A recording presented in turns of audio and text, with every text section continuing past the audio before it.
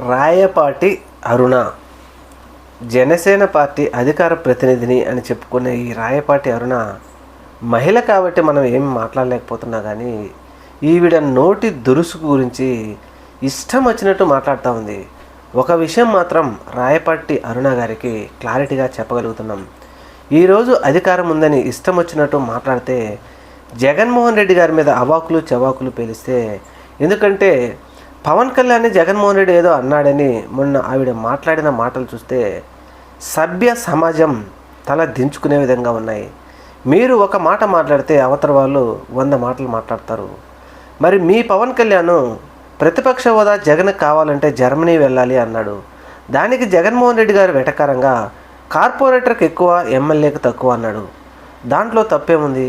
మీరు వెటకారం ఆడకూడదు. మీరు ఆడితే అవతల వాళ్ళు కూడా ఆడతారు.